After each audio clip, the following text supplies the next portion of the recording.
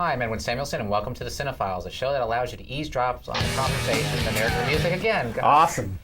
All right, I'm just going to continue this. Anyway, I'm Edwin Samuelson, and welcome to the CineFiles, the show that allows you to eavesdrop on the conversations of fellow film fanatics. Okay, it's been a while since our last show, but we're here. We got new shows, so every week expect a new show, and we're going to start it off today with a topic which I'm really excited to discuss. Before I do, let me introduce my panel. To my left, Mr. Eric Cohen. Hiya. To his left, Jeff Gallishaw. How you doing? And to his left, Michael Foltz. All right. Oh, I want to, Ed, before we start, I want to give a shout out to a couple weeks ago, Jeff and I were stopped at Whole Foods on the Bowery by a fan. Her name is Maria, and so we're just giving you a shout out. Hey, Maria, I told you we'd say something, and she had just watched our show after we finished our dinner meeting. She actually, I think, maybe actually called into the show once, didn't she? I don't think so. I do remember one calling in. Anyway, Wait, can I give a shout out to the fan who called me a pompous asshole on YouTube? Thanks. Hey, you know. All right, well, today we're going to just be discussing movies. I guess Camcorder movies is the title these guys chose, or movies shot by the actual actors, supposedly. Well, more so than just camcorder movies. Well, movies that were shot by the characters in your face, very, handheld camera work, documentary But it's more style. like a specific genre, wouldn't you say? Yeah, well, the whole genre started out with the Blair Witch Project in 1998. Became a huge fad with the actors on the screen would supposedly shoot the film and tell a story, and it's very in your face, and the actual camera plays a role in the film. And the film, like I said, the Blair Witch Project started this craze and was a huge hit. And there was quite a few films that were, I guess you could say, came in around the same time. Well, actually, I'm surprised, Edwin, that you haven't pointed out the film the origin, which was Cannibal Holocaust. Well, you mean the original Blair Witch Project? Yes. The whole film is sort of conceived around fake pseudo-documentary material, these people being consumed by cannibals. But yeah, you had the Blair Witch thing that really blew the lid off of this thing, and then you had the St. Francisville experiment, which really sucked, really low budget, straight to video film. You had My Little Eye, which the whole film was told through security cams, and then you had The Last Broadcast. But I'd say that My Little Eye is actually a well-made movie, and actually, I agree. It's actually does something unusual with the format. And actually, because the camera's just there and the people are not operating it. And I like it that it's just, it's not all over the place, shaky and driving you crazy. They actually... Well, the premise is these people have agreed to be part of an online reality basically broadcast. Big Brother in a like the TV show in a movie. It's an interesting film. It's very watchable. What's really interesting is we didn't discuss this goddamn film before we started this show, so that's really interesting. Well, let's get on to the Blair Witch Project. Awesome. Blair Witch Project was, I guess, it was a movie that probably the best marketed film I can think of in recent memory is that there was nobody in the movie that was famous. The movie was just marketed as, kind of it's true or real, and people actually thought the actors in the movie were killed, And I can imagine those idiots. Actually, people really believe when the IMDb was originally put up, the actors were put in there as deceased, even though they were all much alive. Well, wouldn't you say that it was probably one of the very first, if not the first, truly successful internet/viral campaign for a movie? Yeah, well, that helped a great deal, but really helped the film was John Pearson, the legendary John Pearson, who, one of the original indie film producers / distributors, and also he had that great show that was on IFC. Was that First Person? What was that called? Something like that, I don't know. And he was the one that got on the team and presented footage on his show. What is this? Is this a documentary? What is it? Just check it out and you guys work it out for yourselves. And that, and then it was shown at Sundance, and it was so popular it warranted I think 2 additional screenings because everyone wanted to get into this thing and see it. Well, yeah, I mean, it was and the buzz just started from there, and that's when the whole viral internet thing started happening. And at the time, it was very, very unique, and it really captured something in the public's mind, and then it just became an absolute runaway hit. Mm-hmm. Yeah, it was very well marketed. I remember when it came out. I was actually hyped to see it. I went to the Angelica. I had to wait 2 days because that was the only theater playing. It was lined around the corner. I've never seen a line for a movie like this. I go in to see the movie, and wow, was I let down. In fact, my wife and I basically barely made it through the movie because we were exhausted and bored. Why was that? I thought it was a very poorly made movie. That the whole movie is, I think you could agree with me, it was all improvised. There was an outline where the actors followed the outline, and then they would just act it out and try to do real So you thought the acting was bad? I thought that the actors that they chose didn't have any improvisational skills. They were very boring people. I didn't like the characters. I was glad when they all died. In fact, one of the characters... Spoiler alert. Does... Well, they actually say that. They said that's I don't think there's a person in this planet that doesn't know what happens at the end of the film. Just in case. Don't forget the trailer even says just in case we've reached a lot of retarded kids born after 98. Well, I'm gonna sort of agree. They're our fans too. I'm going to sort of agree with Edwin, sort of disagree with Edwin. I think what happened to the film was that it was hyped in such a way that people expected to see a film that it wasn't.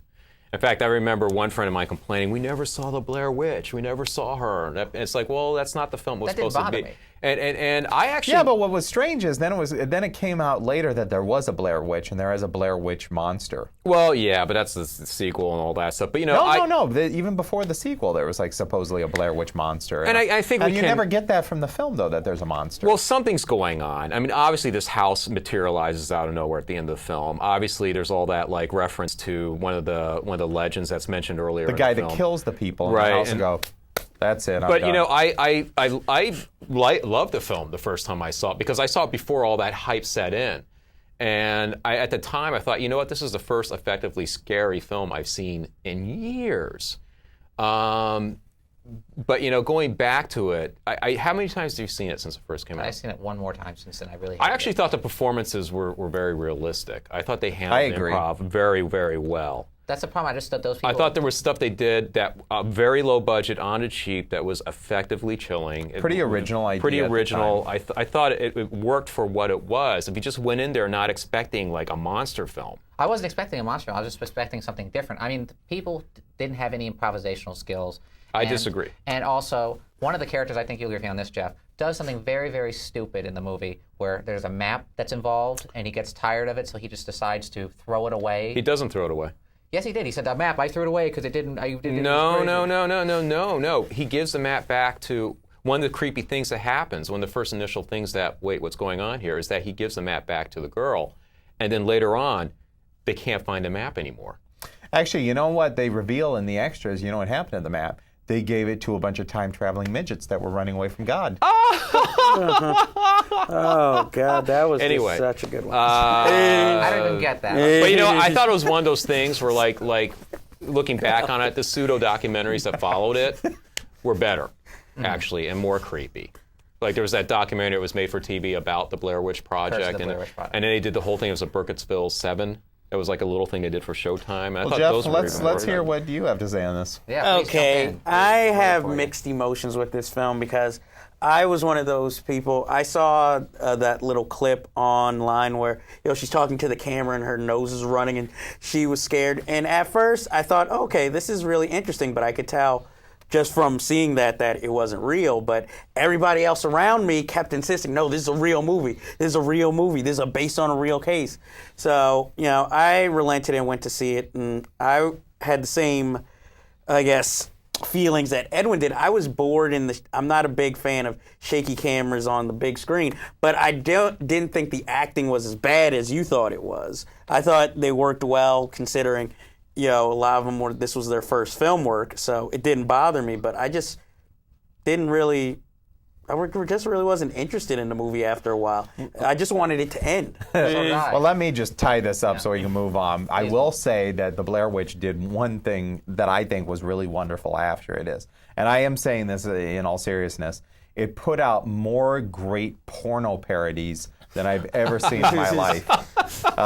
Mainly, this is heartfelt for him. Maybe the number Blair one Witch was Project. The erotic witch put out by Seduction Cinema. I think that one was pretty good, man. Pretty good. Yeah. Okay. More softcore than porno, but still good. Well, what did you think of the movie, Mike? I thought it was all right. Okay. Thank you for summing it all up. Okay, that was positive. Okay, well. But you notice that didn't, Ed, it really didn't start like any major mainstream trends until much later. Well, no. There was a film called St. Francisville Horror, My Little Eye, blah, blah, blah. Well, they tried to be mainstream, but they weren't quite catching on. There was a lot of films that ripped it off, but nothing. They didn't know. Here's what happened: is after the first Blair Witch Project came out, everyone saw the hype killed it because there was a lot of backlash. They made a sequel which made no money, and it sucked. It sucked, and it almost ruined Joe Berlinger's career. And it died. and no one else wanted to see these movies anymore. But there was some interesting nudity in there. But And also, everyone thought, oh, this is a cheap way to make films and try to make a quick is. buck off of them. And yeah, well, it took 10 years, almost Yeah. 10 years, for it to come back, the style of filmmaking, and actually we've seen a resurgence of it lately. And let's get into our next film. And actually, it's a very big movie, actually, one of the biggest, I believe, of the year, which is Cloverfield. Cloverfield, of course, also takes a very similar approach with an unusual, I guess to say, an approach. This time with a supernatural, well, not supernatural. Would you call it extraterrestrial monster? Could be a supernatural. Could be a. it's a homage to the monster. It's range an, film. it's an Say ambiguous I wouldn't read origin, into it anything. basically. It's basically it's Godzilla, but from the point of view of the little guys. Yeah, and it's all shot, of course, by one of the actors actually staying at, or one of the people is going to a party, and of course a meteor lands, and then a monster is unleashed, and of course Here in our city. yeah, he takes his camcorder, hits the streets, and tries to save his life with his life of his friends. This one was written by and produced by J.J. Abrams and directed by one of his friends, and it was a huge hit last year. It's a great way to save year. money. This Early this year. And it made almost $100 million, a little bit over maybe, and there's already a sequel in development. This one actually got a lot of complaints from people, in fact, because of the camera work. In fact, there were signs posted at movie theaters telling people to beware because it was like, I believe a roller coaster was the term they were using, vertigo. Actually, that was a sign they had. Well, I did feel sick at the end of it. I did feel because very sick myself. The thing that I understood is that they're trying to show that the person is filming this himself, but does the camera work really have to be that bad to show that a person is filming it with no experience? Well, no, I didn't have a problem with that. My problem with the film was, look, the pros of the film, the special effects are pretty damn good. Yeah. In fact, most of this film was shot in a studio in L.A., and they nailed New York City. I mean, you watch this film, you'd have no idea that it was shot in L.A. Except for one The scene. problem I had with the film, I can sum up like this. I felt like watching 80 minutes of special effects footage that was meant to be cut down to be the climax of another film. So there was no context to any of the characters or anything. I didn't give a shit about. I thought the characters were annoying. I thought that was the main problem. I was of the like, film. there's something wrong with the film where you're rooting for the monster to get rid of them. I mean, That's how I felt about the Blair Witch Project. And ironically, these people too, I think, which you'll agree with me, it's supposed to be in New York. These people really didn't seem like New Yorkers at all. They're all people from the OC. I mean, I really didn't feel these people were New Yorkers. They were very or annoying. Abercrombie and Finch ads. And they were stupid. It was Yes. just dumb. I mean, Stop I was going to it. say about the Blair Witch, my big problem with Blair Witch was why didn't they just follow the river? Just like follow the river, they get themselves out of there. But that was the one annoying thing. In this film, they do so many stupid things. The love story, which Which was completely got on my nerves and was stupid. And then in a crucial scene, I don't care if I'm spoiling it, when his brother dies, it's like there's no emotion from him. He's still more concerned about this girl. Shot goes one way, but I just didn't feel like there was an emotional truth in that scene. I know I'm talking about emotional truth in a popcorn movie, but I really didn't like this movie. I thought it was entertaining. If I just wanted something, just to sit at home and maybe just kind of shut your brain off. Exactly, but to me, I had too many. I know I pick at little things in movies, but this had too many little things that were overcoming my enjoyment of the movie. I didn't like it. It was the love story. The camera work, I didn't see it in the theater, so I can't really talk thank about. God you didn't. No. Well, I was going to say, this irony is that this is a film I'd recommend seeing on a big screen because I can't see how it would work on a small screen and be that effective. Yeah, but I mean, between the shaky camera work, the stupid characters who I didn't care about, and I mean, one thing that was personal to me that I'm sure not anybody cares about, but I'm tired of seeing in movies whenever the city goes down and there's looters. Why is it always blacks all around? Because I was like, okay, I did see a couple white looters. yeah, there was like one or two, but I'm like, this is more of a upper east or west side. This was more of a white neighborhood. They weren't. Those were the white people were not looters. They were actually searching for food. While the black people Oh, were of looters. course, as always. So that They're also looking for bothered cell me. phone batteries. That was a big plot hole, wasn't it? That's one you got to agree with me on that one, Jeff. Oh, the camera that never ends, Ends, the yeah. tape that never ends. Exactly. Even if it's on Though they EP. did have, the one thing I did like about the film is they figured out a way to have backstory by having the tape cut The back to pauses what was between the originally on the tape Yeah. that was being recorded over. But outside of that, it was like, but it didn't matter because you didn't like the characters. or anything. No, and there's that big plot. I mean, I gotta say this stuff. The thing that made me angry is that there's a scene where he goes to get a cell phone battery, right? You could have written in there really easily for him to get a new camcorder battery and tape. Didn't do it. There you go. Mike, what did you think of the film? Well, I agree with pretty much everything you guys said. A couple other problems that I had is one, I fucking hate that ambiguous, dumbass title, Cloverfield. It's like, oh, it's going to trick everybody. I don't like that. Yeah, I don't expect Monster Destroys Manhattan. I don't want to see something that stupid, but something a little bit better than Cloverfield. Also, this was one of those things that really annoyed me at the end, is this monster, which is a very unique looking monster, very, very strange looking. It's not like Godzilla. It's not a big fire-breathing lizard. It's a very strange thing. It's got like no legs. It pulls itself by these huge front arms. It's got these like bizarre like breathing bubbles on its head, and it's enormous. I mean, it's knocking down skyscrapers. Okay. It's normal? No, I said it's enormous. Oh, it's enormous. So you have this creature that is knocking down skyscrapers, and at the end, somehow he notices one little fat guy with a camcorder in the park. Yeah. He's knocking down skyscrapers, but he notices a fat redheaded guy at the end. Oh yeah, he was with a following these camcorder. characters throughout the entire film too. Yeah, That's what cracked me. yeah. So I don't know what the hell that was all about. And the one person I did like, which was the kind of the goth girl that HUD was following around, The one with the Garfield comment. and she gets killed. Yeah, I liked her the best, and they killed her. Well, I can say. I mean, the creatures, the little satellite fish that come off the creature, the spider crabs. That was a really kind of cool little creature and cool idea. Yeah, I like to that. I have thought that was the best scene was when they were in the subway tunnel. in the subway and puts on the infrared goggles. It's basically the monster is Or use the a infrared, hybrid of all these different monsters from various monster movies. You know, Godzilla on. But It was a very enormal film. it's unusual. It's unusual. All right, well, let's Next. get on the next one. Okay, well, George Romero, as you know, is best known for Night of the Living Dead, and this time he actually creates a new film in his series, and this one is entitled Diary of the Dead, which takes a very similar approach to the zombie genre. It actually takes the in-your-face. Wow, George Romero doing a zombie film. Right, Crazy. he's the godfather of zombies. Crazy. Diary of the Dead was his follow-up again to the last film in the series, which was Land of the Dead, which we previously discussed, and you can see it on YouTube. This one I was kind of, I don't know, I was mixed before I saw it, but when I saw it, I was surprised. I thought it was flawed, but yet I still enjoyed it. I did like the approach that he took with the person actually filming it, making a movie. So the person's a professional filmmaker, and it's not all over the place and giving you a headache like the other films in the series. I mean, not series, but the other films we're talking about. I would today. like to just say that it's been a long time since I've been in, watched a film where I'm browbeaten from the minute I put the disc in till the end of it. That's one of my problems. Browbeaten constantly. Also, George, okay, we get it. You don't like running zombies. You don't like your remake of Dawn of the Dead because you didn't have much to do with it. You didn't like 28 Days Later. So you get that screed out of the way twice in the film. Zombies can't run. They're undead and their ankles will snap. Well, zombies just don't rise up out of the ground either. So, George, stop making movies with zombies. Zombies in Pittsburgh. I still like the movie. I mean, I do agree with the browbeating, but not with that content. I agree with it with the political content. I just felt he wanted to get from behind the camera and going, people, this is what I'm trying to tell you. The media is evil. It got too much. Yes, he needs to stop being a college professor. Yeah, I thought the movie sucked. So did I. I thought it sucked. I thought that he didn't fulfill the conceit. The whole film was about trying to the modern sort of documentary, so to speak, where you're uploading content to the internet so people can catch web streams.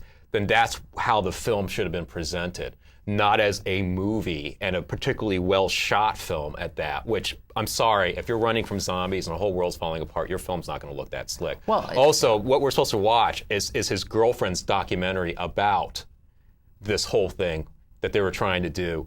And if that's the documentary this girl came up with, it's a pretty shitty documentary. It wasn't even a good documentary that was a conceit. Also, your criticisms of Blair Witch about how they were bad improvisational actors, not once did I believe that these were real people. I was always conscious they were acting the entire time. There was no naturalism again, it's at like all. a trend. There's Once only again, you one have thing I liked characters you about don't this give a film. shit about. There's like one thing I liked about the film, that was the Amish character. Yeah, and Samuel. and why kill him off? They should have it would have been interesting to see how his values change as this I think this they progresses. only killed him off to do a cool death scene. With the Yeah, sign and it was back and then. it was like, and that took you away from the film too. If it's supposed to be this like everything's like shot as it's happening, these are supposed to be real people, and it's not a fictional narrative. Then you don't do the big money moments where you have to show the guts falling out of people's stomach, or the guy taking the scythe and shoving it through his head, because or the head dissolving. because you're looking at it, you're thinking, makeup. There's some you great know? stuff in there. The No. opening is awesome. One of the best openings to a horror There's film. some other problems. No. Like, okay, I can understand fighting to survive, but all these people become like weekend warriors all of a sudden.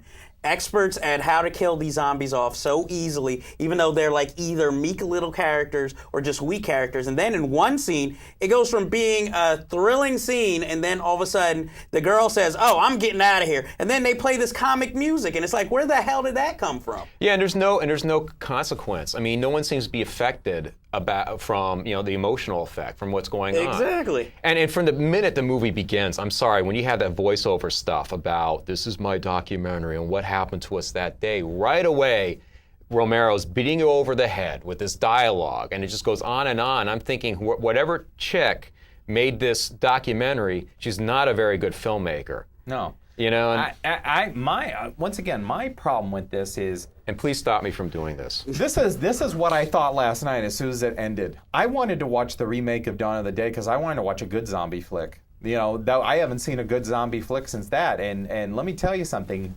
These days, maybe back in the 70s it worked when Romero first started this, that using the zombie film as kind of like a political outlet for your And Dawn of the soapbox. Dead is a great film. The original is fantastic. It's pretty dated, but I I love understand what he's. I understand what he's trying to.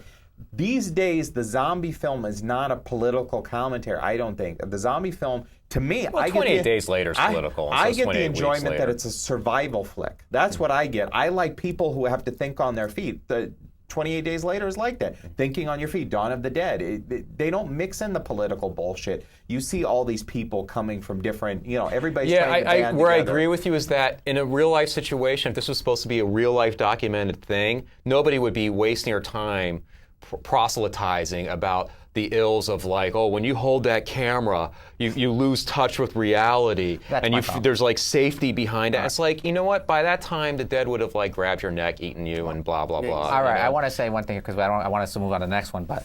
I do agree. There's some problems in the movie. I like a lot of Some it. problems? But I do agree the political content is over too much. I like it when George Romero is more subversive with his political George comment. needs to get out of the fucking genre. And by the way, does it make any sense that the girl commits suicide by blowing herself in the head and then comes back? She already blew herself through the brain. Well, it doesn't matter. It matters how much she destroyed to the brain, supposedly. Who knows? Apparently, she doesn't wasn't make- all the way dead yet. Yeah, that Remember, doesn't- she might have like missed a piece. But that doesn't make any Why debate the logic? Well, that's why that's debate. Anyway, I love the Exactly. opening. I think the opening is awesome, where you have the news reporter, reporting about a I shooting. thought that was awful. That's what. I love no, that. because I it love was that. acting. It was like I was conscious. It was like it wasn't improvised. It wasn't like they felt like real reporter and real cameraman. It was scripted dialogue, and it sounded like And I- scripted I dialogue, could and not- it was like hammy acting. I could not wait for the lead, the Jason Creed filmmaker, to die. I wanted him to die so badly. Wow. Because I just hated him. Well, they didn't like it. I have mixed emotions about it, but I do think it's worth a view once. But anyway, let's get on to the good one. We saved the best movie for last. And this film, unfortunately, is going to be remade very shortly under a different title. But I don't want to give you the title because it will give away the movie. But the movie that we're going to be discussing is a Spanish-made film, which is probably the best of these films that we're talking about today. And that film is called Rec, which means record. It starts off slow with a reporter reporting on firefighters at night, like people in the nightlife, and she follows these firemen and a police department to a call where there's something weird happens. Yeah, but she's not like an investigative journalist. No, This it's is just like like- a- it's just- she's like it's like this light. It's like a evening night, show. like Entertainment Tonight or something, yeah. Life at night. It's kind of like that show Insomniac, kind of at night. People, what they do at night. Anyway, she goes on the call and she gets drawn into a huge, I don't want to say what happens, but a very weird situation. And no, Yeah, you got to say what happens. Because you can't really otherwise- discuss the film Yeah. without it. well, I don't want to give away too much because I don't want to, Don't worry, I will. I'm spoiler king. Okay, let's just say this. From this point on, we're going to spoil. Yeah. All right. you don't wanna so know, check we're gonna out. spoil this. We'll say this right out. It's an excellent film. REC. You should go in this cold. You should not. It's best viewed without knowing what's going to Exactly. happen. That's but how I from this went point on, if you don't want to be spoiled, turn off your. If Get off your computer. Yeah, if you don't turn want to the know channel. how this zombie film comes out, then well, it's not really a zombie. We'll say We something got else. that warning out. But of the way. if you do want to see this film, by the way, the only place you can see it is if there's an overseas DVD. It's not being released here in America because there is a remake coming out. They bought the rights to it to remake it. It's going to be called Quarantine, which basically tells you what the entire movie's about. wait, why is it not a zombie film? Well, I don't think they're really zombies. I just think they're really, I guess you say, well, are they zombies? Because they have the Yeah, virus. I think They're not dead. Well, I mean, it's like 28 Days Later isn't really a zombie film either. They're not You know dead. what? Okay, here's my. Yeah, We don't here's- know they're not dead. No, there were scenes where they get shot, and they Here's thought my they killed them, argument. and they come back. I think they are possessed. I think they're possessed by some sort of demons. You don't really understand it, but kind of at the end. I think it's left for interpretation. I don't think we really know. Well, let's get. I think that's But intentional. they shoot the fat woman at the beginning in the head, and she keeps coming back. Yeah, but the rules don't have to apply in every zombie film. That if you shoot them in the head, they stay down. It doesn't. That doesn't have to It be. makes things a little Well, more we only have a explainable, few I minutes, guess. so let's get into this. What do you think of all the movies we've seen today? You think I consider this one the best? What do you think? Well, it's not really that hard to beat the rest Yeah. of them, but this one was definitely enjoyable. I really liked it. I liked the fact that the camera work was a little more smooth, even though it's supposedly a camcorder film. It Because was a good mix. Yeah, and I can actually say this film actually scared me because I went into it blind, so I didn't know what the hell was going to go. And that's the best way, isn't it? Exactly. It's sort of, soon as this stuff starts happening, you're like, what the hell?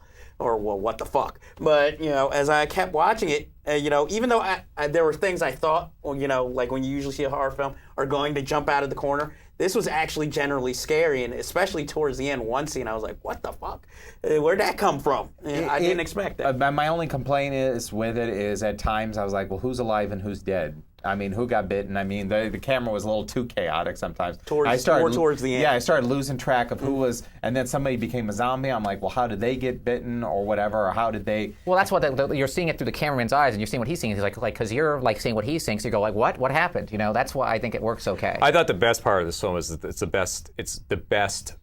They gave the best justification for why the camera's on when it's on. Yeah. Exactly. And they also they even figure out really clever ways for logically having the camera on at certain points to capture certain moments. Whereas in the other films we talked about, the only way they could justify it is that it's old standby, because I got to document this for prosperity. So Well, I'm sure the American one is going to ruin it by giving a lot of exposition. Well, the American one, unfortunately, if you see the trailer for the American one, which is already online, they give away everything, even the ending. So don't watch it. So don't. The ending is incredibly creepy. And it looks like a shot-for-shot remake. It's some of the scariest. Incredibly It's one of the creepy. scariest movies I've seen in quite a while. I want to find out how that filmmaker got a hold of that old woman at the end, or whatever. I guess that was an old woman. Because that's like one of the skinniest looking people I've ever seen. And that thing was terrifying. That's one of the most terrifying movie monsters I've seen, is that last old woman. She seemed like almost like a patient zero or something. Well, it's well lit too, and the thing I have to give credit, we were talking about criticism about the other films. The one thing I think we can all agree on, this one has the best acting, because these people, I believed every one of them. I really did. Well, I thought it was, For the was, situations. It balanced that fine line between being a good movie acting and good improv acting. It's a fine line, because where I would agree with Blair Witch, that it dragged on the idea that the camera had to be on all the time. When you hit situations where, I'm sorry, you're just going to have to. That's my biggest problem with Diary of the Dead. I'm sorry, but there's a point where that dude has to put down that camera and help somebody. In this film, they justified a lot. I mean, there's even a point where the cameraman's like, "Oh shit," and puts the camera down to help somebody.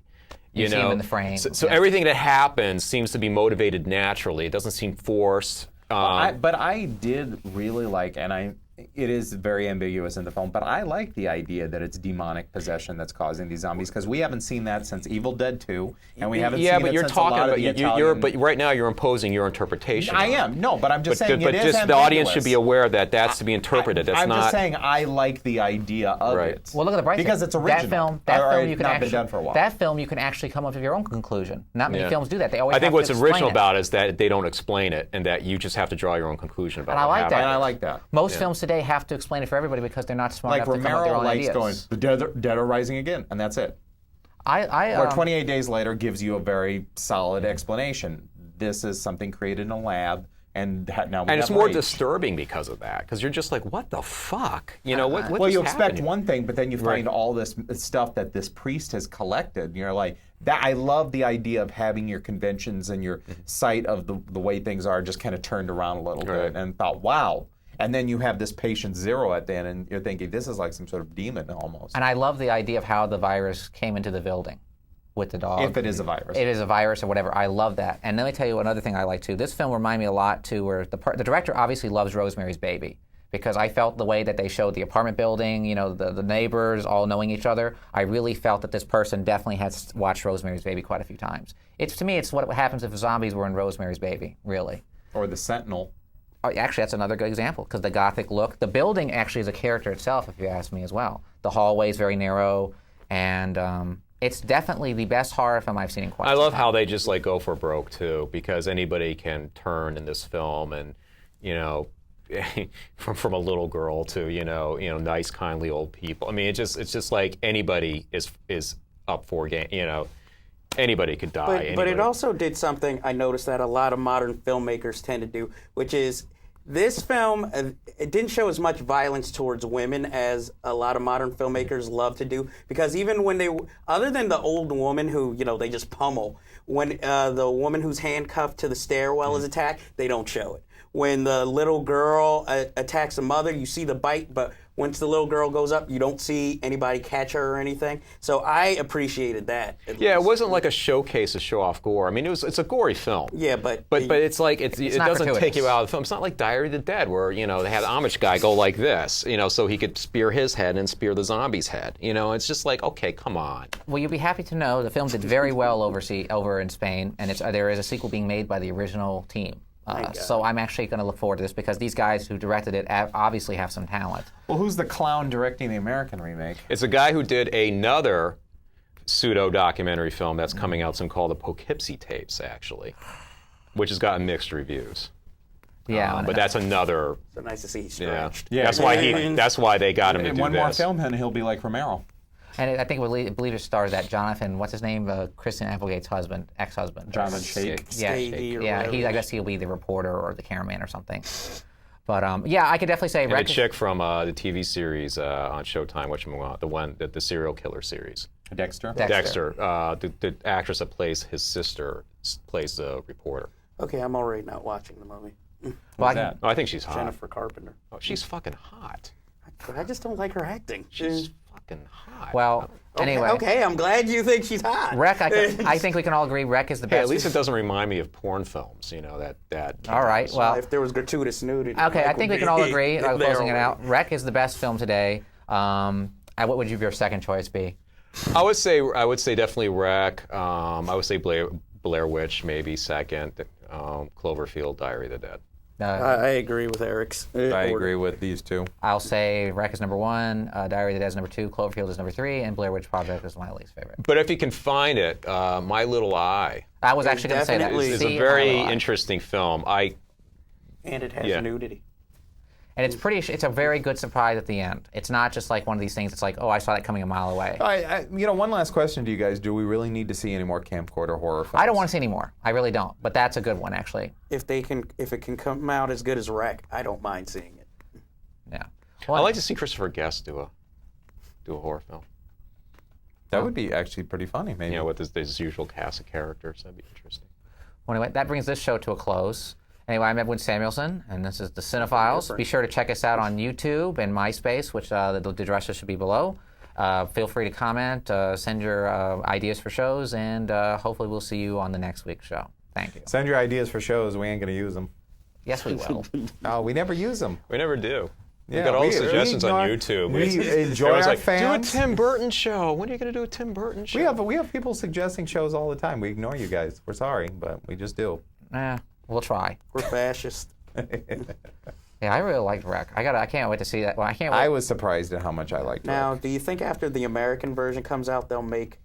Probably. Okay, because... About a year.